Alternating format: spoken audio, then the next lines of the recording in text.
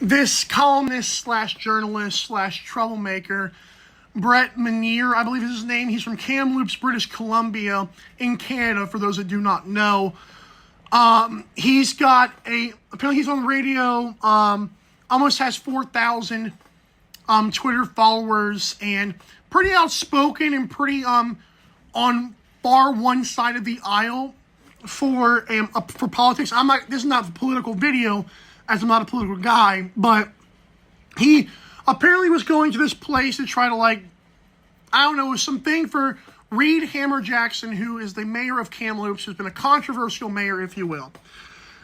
Reed's son, Tyrell, is a player for the Vancouver Warriors of the National Lacrosse League, who's currently in the off-season right now. In this video, the caption says, "Well, that was a bit surly, getting filmed and chirped by Kamloops RHJ, which is Reed Hamer-Jackson supporters, and the mayor throughout the news conference. I had to take my leave. Someone parked their car with the nose inches from my door as well." This guy, he's clearly doing his own thing, and we're going to show this video.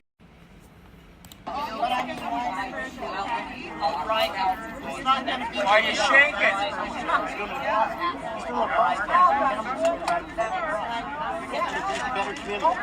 He's promoting lacrosse in Kamloops, Brett. Maybe you could have that in the sports section.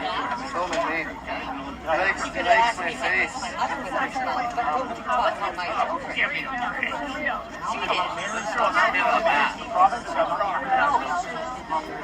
I know.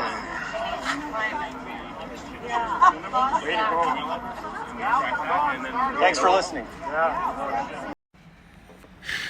Okay, so if we're being honest with ourselves, no matter which side of the aisle you fall on, no matter if you're aware of the Reed Hamer-Jackson's mayor term since 2022 so far, this video is clearly, and these series of tweets are clearly painted in a way to make the people filming him look terrible.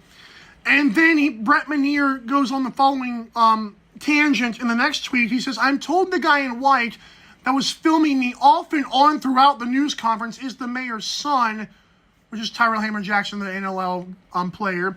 "He wasn't the only one filming and taking pictures of me, though. Many were, and they made sure I knew they were. The intent was to intimidate a critic." Okay, so this guy clearly is trying to make it look worse than what it probably actually was.